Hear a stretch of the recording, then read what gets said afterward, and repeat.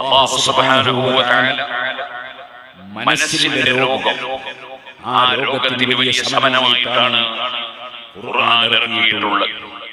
മനസ്സിന്റെ രോഗമാണ് കുഫ്ർ, അല്ലാഹുവിലുള്ള അവിശ്വാസവും അല്ലാഹുവിന് നന്ദി ചെയ്യുന്നതിന് പകരം നന്ദി കേട് ചെയ്യാനുള്ള ജരയും അതിനുള്ള താല്പര്യവും മനസ്സിന്റെ രോഗമാണ്. ആ രോഗത്തിൽ നിന്ന് മനുഷ്യൻ മുക്തമാകണം.